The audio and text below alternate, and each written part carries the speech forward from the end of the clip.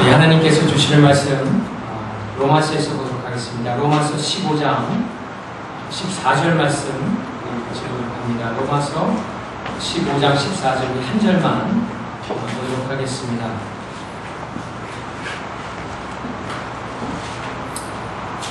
하나님께 주시는 말씀 한번 같이 오늘 읽어보도록 하죠. 한 절인데요. 로마서 15장 14절 말씀 읽도록 하겠습니다. 시작.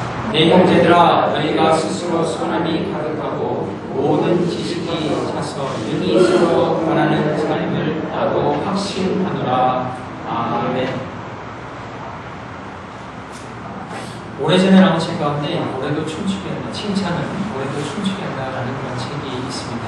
하나 베스트셀러인데요. 작가가 플로리다에 있는 시월드에 갔다가 거기 고래가 조련사의 말을 잘 듣는 것은 조련사와 신뢰를 쌓고 그 다음에 이 칭찬을 고래를 잘 해주고서 그렇게 된 거라는 거기에 차단해서 쓰여진 그런 책입니다. 한번 보면은 유익한 책인데 결국 이 결론을 보면은 칭찬하는 것이 참 유익이 있다라는 것을 전해주는 그런 책입니다. 예수님께서도 베드로가 제자 훈련을 3년 동안 받은 다음에 마지막에 가서 딱 시험 문제를 하나 내시죠. 이게 이제 제자 훈련의 마지막 시험, 처음자 마지막 시험 문제였는데 그 시험 문제의 내용이 너희는 나를 누구라 하느냐였습니다. 그때 마태복음 16장 16절을 보면은 이 베드로가 정답을 얘기합니다. 주는 그리스도시요 살아계신 하나님의 아들이십니다 라고 고백을 했을 적에 예수님께서 발견하시거나 내가 복이 있다라고 그렇게 말씀을 하십니다. 칭찬을 해주신 것이죠. 그러고 난 다음에 네가 그것을 한 것은 네 힘이 아니라 성령께서 되고 알게 된다고 말씀을 주십니다. 이 하나님께서 맡기신 일을 잘하는 자들에게 칭찬을 아끼지 않고 하시는 분이 바로 우리가 믿고 의지하는 하나님이십니다. 그래서 위에 보면은 마지막 날에 이 종들에게 하나님께서 맡기신 일을 잘 감당하는 사람들에게 칭찬을 하시면서 더 많은 보호를 주고 다스리라고 그렇게 하는 비유를 볼 적에 그냥 하나님께서는 우리가 어떤 일을 잘하면 칭찬을 해주시는 그런 하나님이라는 것이죠. 사도 바울은 오늘 로마서를 거의 끝내면서 마지막 부분에 가서 로마에 있었던 성도들에게 큰 칭찬을 합니다. 이 세 가지를 그가 큰 칭찬을 해주는데요. 우리 이 세 가지를 보면서 우리가 이 세상에 살면서 칭찬받는 신앙의 삶을 살기 위해서 어떻게 해야 되는가, 어떤 면을 하나님께서 지금 칭찬해 주시는가, 이 부분을 한번 보면서 칭찬받는 신앙의 모습에 대해서 본문을 중심으로 생각해 보도록 하겠습니다. 첫 번째, 사도 바울은 로마에 있던 성도들에게 선함이 가득함에 대한 칭찬을 하고 있습니다. 이 사도 바울이 썼던 이 선함은 그가 서신서에서 항상 쓰는 선함이 아니라 원어적으로 보게 되면은 거의 한 번, 두 번 썼던 단어로서 좀 다른 선함의 의미가 있습니다. 이것은 어떤 도덕적인 선함도 포함을 하지만은 성령님께서 주시는 능력으로 하나님의 힘으로 다른 사람을 배려하고 다른 사람에게 선한 것을 베푼 그런 행위를 나타낼 적에 이 단어를 쓰는 그런 단어입니다. 다시 말한다면 하나님의 자비심으로 배려함을 베푼 그런 모습을 보면서 선하다라고 하고 로마 교회에 있는 성도들이 그런 마음이 있었기 때문에 그것을 칭찬했다라는 것이죠. 이런 선량한 마음, 다른 사람에게 하나님께서 주시는 마음으로 선함을 베푸는 그런 모습을 우리가 생각하면서 저는 항상 이렇게 생각나는 그 인물 중에 하나가, 성경 인물 중에 하나가 보아스라는 사람입니다. 그 보아스를 잘 알고 보아스가 루스에게 상당히 큰 친절을 베풀어줍니다. 그런데 이 보아스가 루스에게 베푼 그 친절 이전에 사실은 그 친절이 가능했던 것은 첫 번째는 하나님의 섭리였고 두 번째는 루시라는 여자에게 신앙심이 들어갔기 때문이었습니다. 여러분 루스를 잘 알지만 루스는 모압 여인입니다. 이방 여인이죠. 신앙심이 없었던 사람입니다.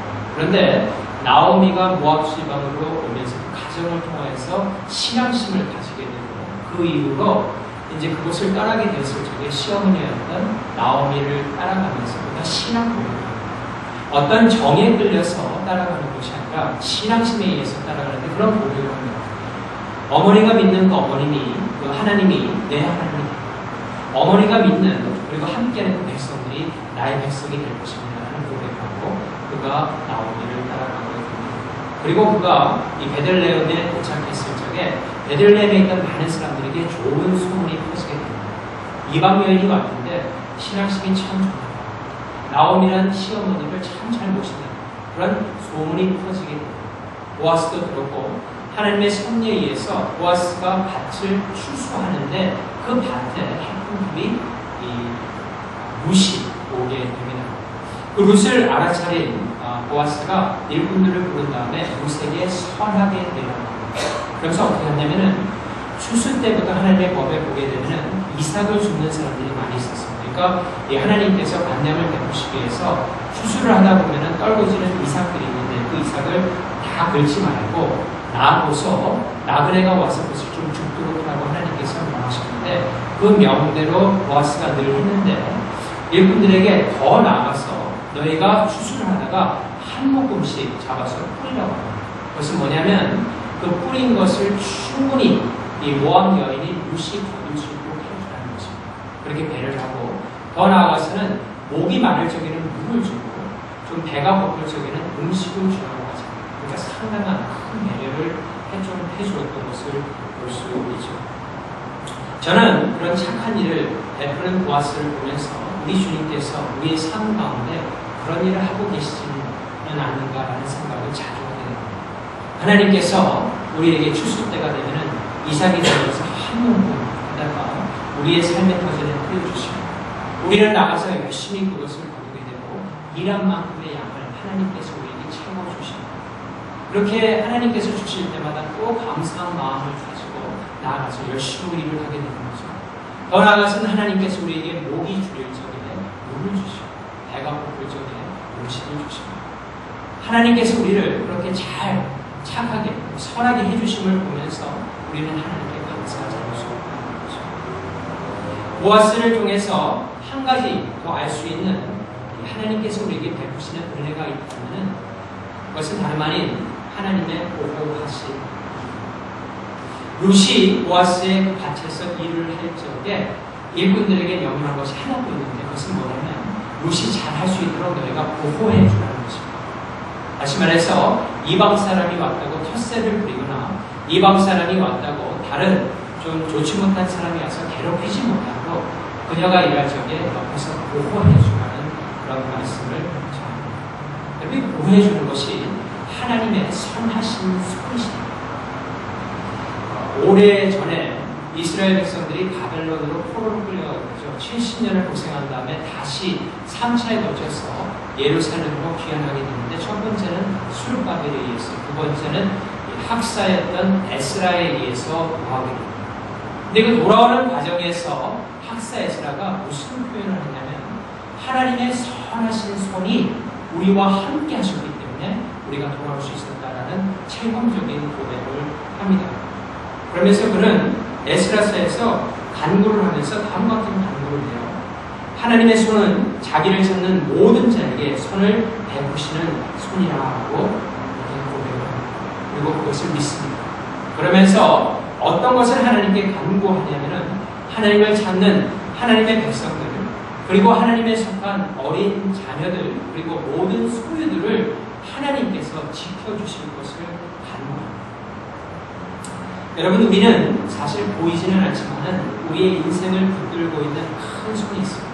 선하신 손이 있습니다. 우리가 천국에 가게 되는 그것을 보게 됩니다. 그 손이 바로 하나님의 크고 선하신 손입니다. 이 손을 믿고 의지하는 사람에게는 두려움이 없습니다. 이것이 바로 믿음인 것이죠. 하나님께서는 선한 손을 우리를 향해 펼치셔서 우리를 지금도 인도하고 계시다라는 것입니다. 이런 경험을 여러분이 살면서 아마 자주 하셨을는지 모르겠습니다. 제가 오래전에 단기 선교를 따른 적이 있어요. 멕시코로 갔는데 간단한 사역이 있습니다.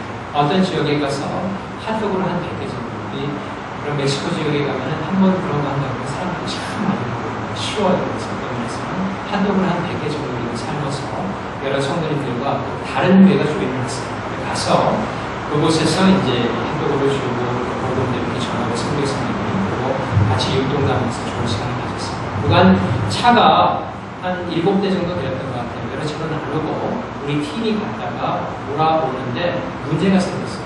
왜냐하면 한국에서 온 학생 가운데 하나가 앞차에서 첫 번째 차에 가니까 꽉 찼다고 뒤로 가는 거고, 또 두 번째 가니까 꽉 찼으니까 뒤로 가는 거고, 이렇게 해서 결국은 일곱 번째 차까지 타지를 못하고 거기에 닿게 되는 거예요. 그러니까 생각을 해보시죠. 그때 저녁이 어둑어둑해서 한 7시, 8시쯤 됐는데 뻥뻥했고 산골이어서 참 어떻게 보면은 다시 선교 본부로 들어가는 것이 힘든 그런 상황이 있을 수 있었어요. 결국은 그 학생이 거기에 남겨지게 되고 다른 팀원들은 다 선교 본부로 돌아오게 됩니다. 돌아와 보니까 인원수를 체크하고 보니까 그제서야 한국에서 이 대학생을 한번 빠진 것을 겪는 거죠.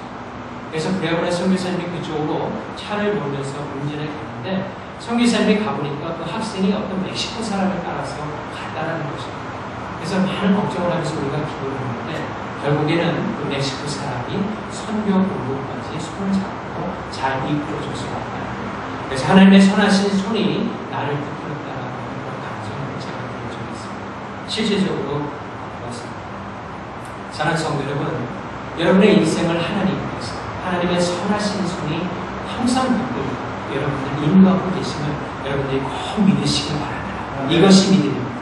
이때 우리에게 참된 기쁨과 안도의 한숨을 내쉬면서 나아갈 수 있다는 것입니다.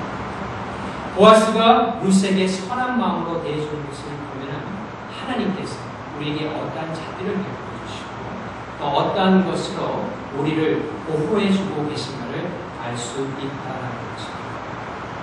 이 로마에 있었던 성도들은 그런 하나님의 놀라우신 은혜를 체험했던 사람이고 그 체험대로 서로 간에 나누었던 사람이었습니다. 그리고 그 나눔 가운데 그들의 큰 변화가 일어났는데 그것은 그들이 점점 더 하나님의 마음을 닮아가기 시작했다는 거죠. 여러분 결국 신앙이 성숙한다라는 것이 뭐죠? 어떤 사람이 보면은 인격적으로 참 성숙한 분이다라고 우리가 느끼는 것은 어떤 느낌입니까? 마음 씀씀이로 표현할 수 있는 거죠. 그죠? 결국 신앙이 성숙한다라는 것은 그 마음 심중에 예수 그리스도의 마음이 점점점 나타나는 그 모습이 성숙한다라는 것입니다. 로마 교회에 있던 성도들이 그와 같은 마음을 가지고 있었던 것을 사도 바울이 잘 알았어요. 그래서 그것을 칭찬했던 것이에요. 저것이 바로 성령의 힘입니다. 저것은 사람의 힘으로 되는 것이 아니라 하나님의 역사로 말미암아 되는 것을 사도 바울이 분명히 알았기 때문에 그 마음의 변화를 보면서 하나님께 감사하고 하나님께 영광을 돌렸던 것입니다. 사랑하는 성도 여러분, 여러분들이 예수 그리스도의 마음을 닮아가기 위해서 할 수 있는 것이 있다면 여러분께서 지금 하고 계신 여러 가지 모든 일을 꾸준히 하시기를 바랍니다. 갑자기 바꿔 살 수 있는 일은 없습니다. 하지만 그런 모든 일들을 하는 가운데 여러분의 마음으로 항상 예수님께서 하셨던 일들을 생각하면서 하시길 바랍니다. 참 중요합니다. 여러분 복음서에 나와 있는 그리고 성경을 보면서 하나님께서 하신 많은 역사들을 우리가 분명히 볼 수 있습니다. 그 주님을 알아가면서 주님이 했던 일들을 자꾸만 생각하다 보면 우리가 주님을 닮아가게 되겠습니다. 정말 하나밖에 없는 아들을 잃고 오열하는 그 과부를 어떻게 위로를 해주시는 그 주님의 모습을 여러분들이 생각해 보시기를 바랍니다. 평생 동안 듣지도 못하고 말하지도 못한 사람이 있어요. 지금과 같이 인권이 보장되는 그런 세대가 아니기 때문에 그런 사람은 이 소셜리 아웃캐스팅 되어서 격리된 상태에서 평생을 살아갑니다. 그런 어떻게 보면 참 자기에 대한 그런 어떤 그 셀피심도 그렇게 힘든 가운데 사는 사람을 예수님께서 다가가셔서 귀도 열어주시고 입도 열어주시고 그때 사람들이 많은 곳에서 그런 일이 생기면은 이 사람이 놀랄까봐 그 어린 심령을 다치지 않게 하려고 데려간 다음에 한적한 곳에서 혀를 만지시고 또 귀를 주시면서 내가 이제 너를 낫게 한다고 다가줘요. 그것이 우리의 예수님께서 보여주시는 마음이십니다. 또 가늠하다 현장에서 잡힌 여인을 많은 사람이 돌을 들고 죽이려고 하는 그래서 부들부들 떨고 있는 어떻게 보면은 그런 연약한 그런 여인을 예수님께서 말씀으로 많은 우리들을 물리친 다음에 그에게 사랑하고 자비를 베풀어 주십니다. 이런 예수 그리스도의 모습을 우리가 자꾸만 생각하면서 우리가 하는 모든 일들을 감당할 때 우리는 주님의 마음이 무엇인가를 깨닫게 됩니다. 현재의 삶 속에서 예수께서 지금도 우리를 통해서 어떤 역사를 이루고 있는가를 분명히 얘기하는 것입니다. 이것이 자꾸 반복하다 보면 여러분의 삶에 익숙하게 그것이 바로 우리가 그리스도를 닮아가는 좋은 경험의 훈련이 된다는 것입니다. 두 번째, 우리가 칭찬받는 신앙이 하나님께서 마지막 날 딱 섰을 적에 야, 너 참 잘했다. 내가 너로 인해서 참 기쁘다. 라고 그렇게 칭찬을 받을 수 있는 그런 칭찬받는 삶을 살기 위해서 두 번째, 사도 바울은 지식의 참에 대한 칭찬을 합니다. 그러니까 지식이 다른 지식이 아니라 아주 참된 지식, 좋은 지식으로 꽉 차 있는 것을 보면서 그들을 칭찬하죠. 사도 바울은 로마서 12장 1절을 통하여서 우리의 생각이 먼저 하나님의 말씀으로 이렇게 변화되어서 우리가 주님의 뜻에 맞추는 삶을 사는 것이 바로 삶 속에서 예배다, 헌신된 삶이다 라고 그렇게 가르치면서 이것을 영적인 예배라고 말을 합니다. 여러분, 이것이 뭐냐면 쉽게 얘기하자면 우리가 이렇게 모여서 함께 찬양을 부르는 마음이 참 뜨거워서 하나님께서 우리에게 주시는 은혜의 시간이죠. 더 나아가서는 이 뜨거움을 가지고 여러분들이 하나님의 말씀을 지키면서 세상을 살아가는 그 자체가 바로 예배라는 것이죠. 영적인 예배라는 것이죠. 그러니까 로마에 있었던 그 교인들은 하나님의 말씀을 잘 배운 다음에 그것을 그들의 실생활의 삶에서 실천을 하면서 예배를 하나님을 섬겼다는 그런 삶이었던 거죠. 그런데 그 예배를 드리기 위해서 먼저 이 생각이 변화되어야 되는데 그 변화가 하나님의 말씀, 참된 말씀으로 이루어졌다는 것입니다. 사랑하는 성도 여러분, 우리가 사단과 영적인 전쟁을 벌인다고 하는데 그 영적인 전쟁을 벌이는 것은 다른 것이 아니라 우리의 마음입니다. 제가 늘 말씀드리는 것이지만 마음에서부터 영적인 전쟁이 시작하고 거기에서 대부분의 경우에 승패가 다름이 된다는 것입니다. 그래서 성경에 보면은 하나님께서 이 마음의 중요성을 참 많이 강조하고 있습니다. 그래서 잠언서에 보게 되면은 성을 빼앗는 사람보다 자신의 마음 하나를 다스릴 수 있는 사람이 더 낫다라는 말씀을 하십니다. 이건 뭐냐면 여러분, 성을 하나 빼앗으려면 지금 우리가 잘 감이 안 가지만 예전에 성 하나 빼앗으려면 성 안에 있는 사람들보다 훨씬 많은 숫자의 사람이 오랜 시간을 거쳤습니다. 일주일, 때에 따라서는 1년, 2년까지 그 성을 에워싸면서 빼앗는 경우가 있었습니다. 그런데 그렇게 힘들게 빼앗을 수 있는 성을 빼앗는 것보다 자신의 마음 하나를 다스리는 것이 더 중요하다고 성경을 가르치는 걸 보면 하나님께서 우리의 마음이 얼마나 중요한 것을 나타내주고 있다는 것입니다. 그래서 하나님께서는 하나님의 백성들을 부르시고 어떤 일을 시키시는지 가장 먼저 하시는 것이 있어요. 그건 뭐냐면 그 마음을 점검해 주시고 마음을 담대케 해주시고 여호수아가 여리고성을 탈취하기 전에 가장 먼저 하나님께서 하신 것은 무엇입니까? 여호수아를 이른 아침에 불러내시죠. 그죠? 그가 마음이 적적해서 나왔을 적에 여호와의 장군이 그 장수 예수님께서 현현한 모습인데요. 나와서 그에게 담대하라고 말씀을 전해주십니다. 마음을 담대히 가지라는 것입니다. Be courageous. 담대하는 것이죠. 그래서 그 성을 빼앗을 수 있도록 하나님께서 지휘해 주셨다는 것입니다. 그렇다면 우리가 어떤 주님의 일을 하고 또 세상에서 믿음으로 승리하기 위해서 오늘 그리고 우리가 항상 이렇게 마음 가운데 참 지식을 넣어야 됩니다. 오늘 본문을 중심으로 해서 좀 넣을 수 있는 참 지식은 무엇입니까? 두 가지예요. 하나님 섬기기 위해서 참 지식 가운데 첫 번째는 뭐냐면 항상 하나님께서 우리를 위해서 이미 하신 일을 우리가 기억할 수 있습니다. 첫 번째는 하나님께서 우리를 위해서 이미 하신 일들을 우리가 항상 기억할 수 있어야 됩니다. 여러분, 로마서 1장에 보면은 우리가 어떤 상태에 있다가 구원을 받았는지에 대해서 가르쳐주고 있습니다. 로마서 1장에서부터 무시무시한 말씀들이 많이 나오는데 우리가 하나님의 진노 아래 놓여서 결국에는 지옥으로 영원한 형벌로 떨어질 수밖에 없었던 그런 참으로 안타까운 존재들입니다. 예수께서 이 땅에 오시고 십자가의 복음으로 우리를 구원하시고 우리로 하여금 하나님과 더불어 영원히 살 수 있는 존재로 만들어주셨다고 로마서는 어떻게 보면 1장부터 계속 복음에 대해서 증거를 하고 있습니다.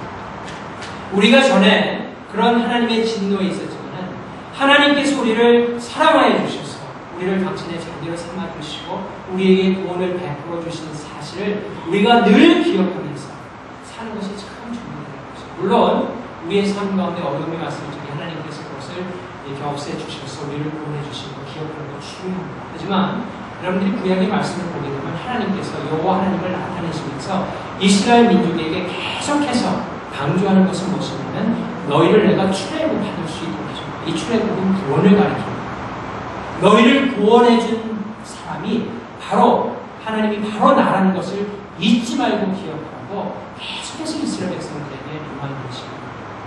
우리에게 전해주신 말씀과 같다는 것입니다. 세상에 많은 복을 하나님께서 우리에게 주셨습니다.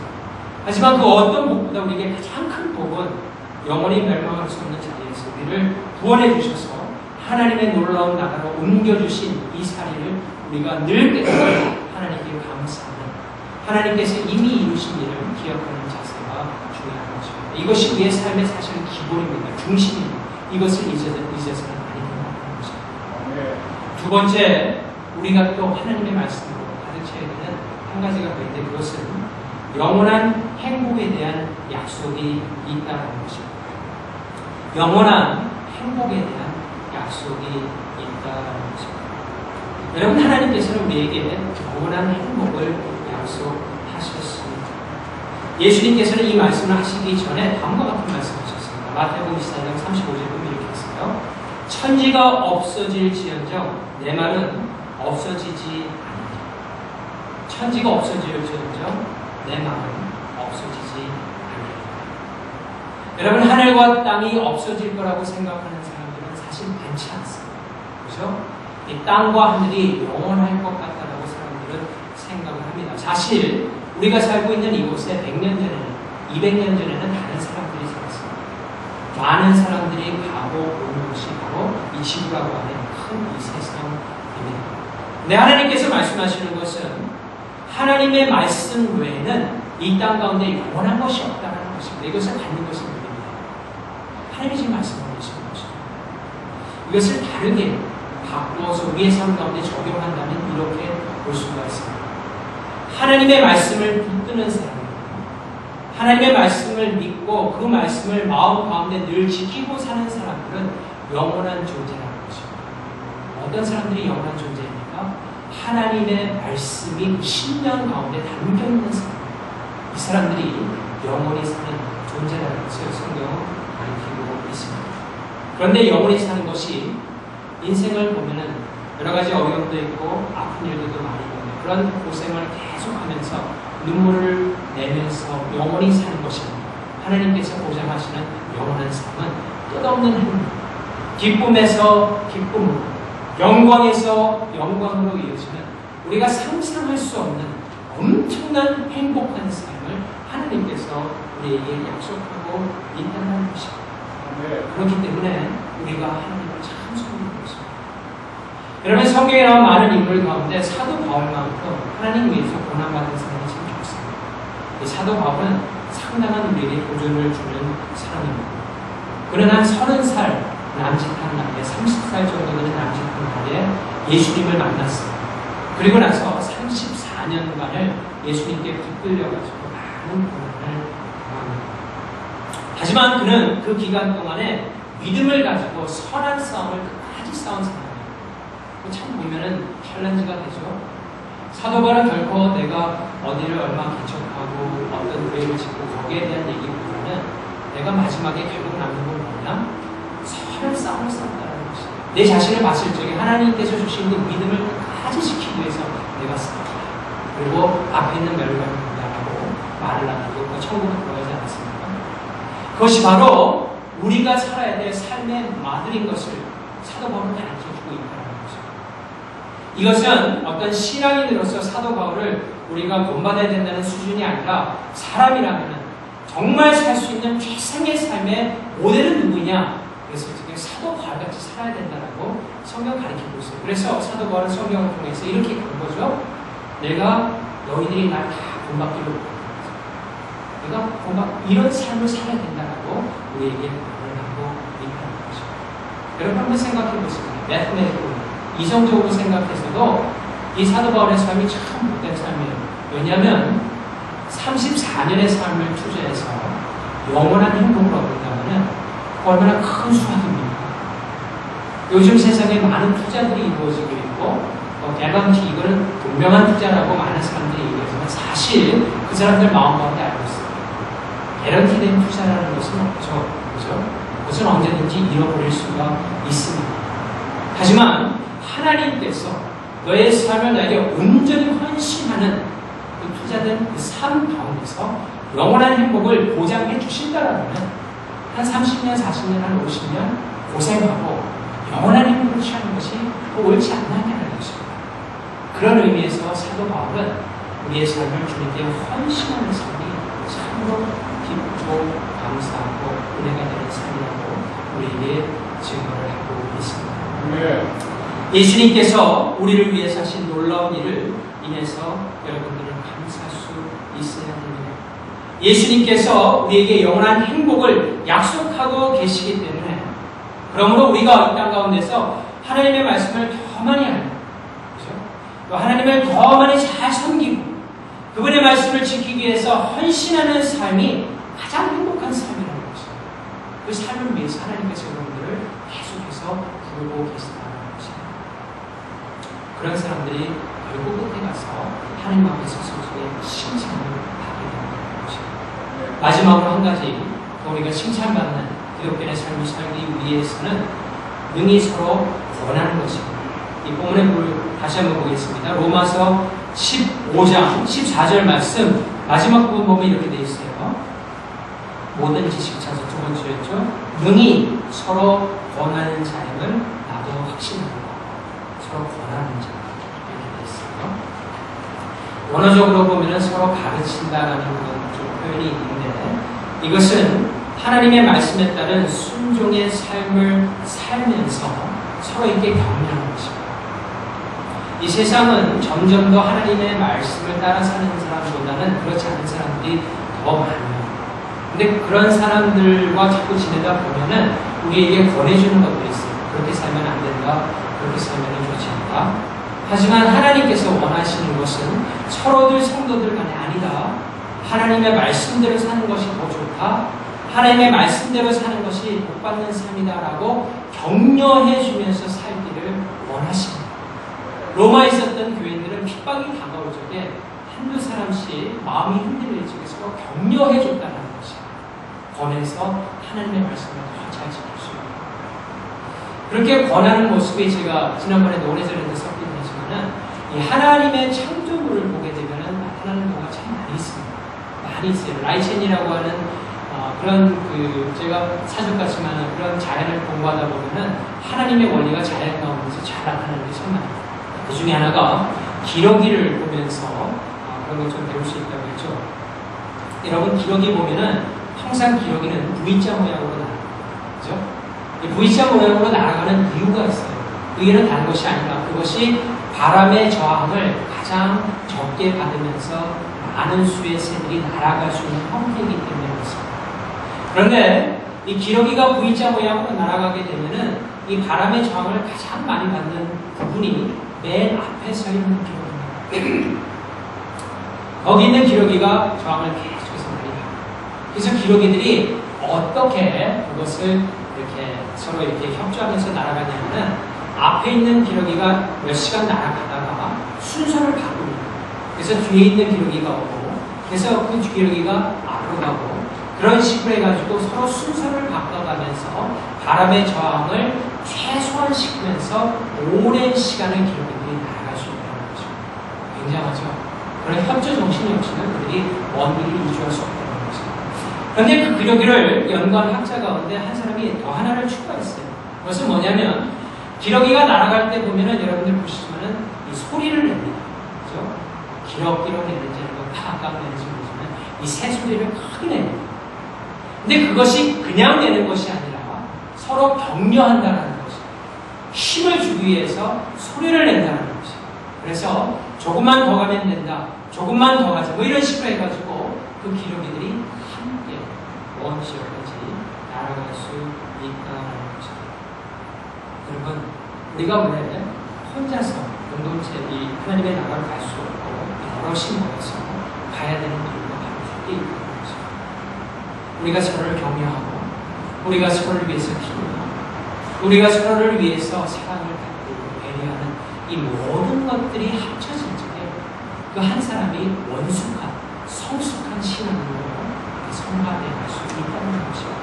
하나님께서 그것을 하시고 우리를 한 공동체로 모아주시고 격려하면서 우리에게 말씀을 전해주시는 것입니다. 결론적으로 말씀을 전하는 예수님께서는 우리가 그렇게 하나님께 나아갈 수 있는 그 길을 내시러 이 땅에 오신 분이십니다. 예수님이 왜 소망이 된다고 제가 늘 말씀드립니다. 만약 우리가 옳은 것도 다 알고 있고 그렇게 살아야 되는 것도 알고 있는데 그 길 자체가 가다가 끊기는 길은 없어요. 이렇게 할 수가 없잖아요. 근데 예수님께서 그 길을 끝까지 갈 수 있도록 내시고 결국 그 길의 끝에는 하나님께서 우리를 기다리고 계심을 예수님께서 가르쳐 주시기 위해서 이 땅 가운데 오셨다라는 것입니다.